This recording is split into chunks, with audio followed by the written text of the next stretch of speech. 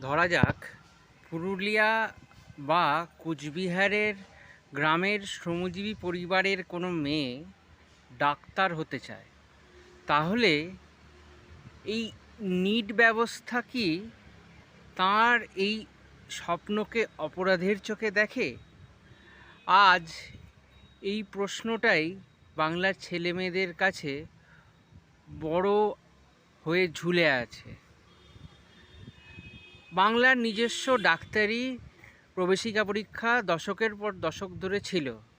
যারা বাংলার সরকারি স্কুলে বিজ্ঞান পড়েছে, কাঠের বেঞ্চিতে বসেছে, তাদের নিজস্ব প্রবেশিকা পরীক্ষা দিয়ে তারা এমবিবিএস পড়ে ডাক্তার হয়েছে। কিন্তু হঠাৎই দিল্লির ফতোয়ায় সেই ডাক্তারি পরীক্ষার প্রবেশিকা উঠে গিয়ে সিবিএসসি কেন্দ্রিক সিবিএসসি মার্কা একটি পাঠ্যক্রম চালু হলো। একবার ভাবুন তো অবিচারটা, যে ছেলেটা বা মেয়েটা স্কুলে বাংলা মাধ্যমে রাজ্য সরকারের বোর্ডে বিজ্ঞান পড়ল, হঠাৎ তার ভাষাটাই দ্বিতীয় শ্রেণীর ভাষা হয়ে গেল, আর তার রাজ্য সরকারি বোর্ডটা হয়ে গেল দ্বিতীয় শ্রেণীর।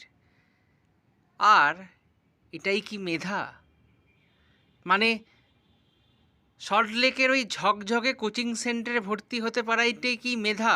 বা কোটার ফ্যাক্টরি, আপনার কোচিং ফ্যাক্টরিগুলোতে ভর্তি হতে পারাটাই কি মেধা? তাহলে বাঁকুড়ার কোনো দিনমজুর বা দিনাজপুরের কোনো চাষি কি করে তার সন্তানকে ওখানে ভর্তি করবে?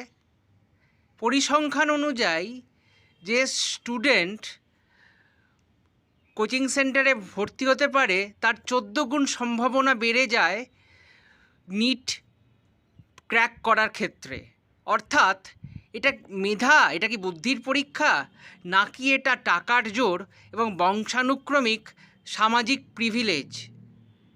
সুন্দরবনের কোনো এসসি পরিবারের মেয়ে বা আলিপুরদুয়ারের কোনো এসটি পরিবারের মেয়ে, যাকে হয়তো বাড়িতে কাজ করতে হয়, সে তার কি করে টাকা এবং দূরত্বকে অতিক্রম করে সে এরকম কোচিং সেন্টারে ভর্তি হতে পারবে?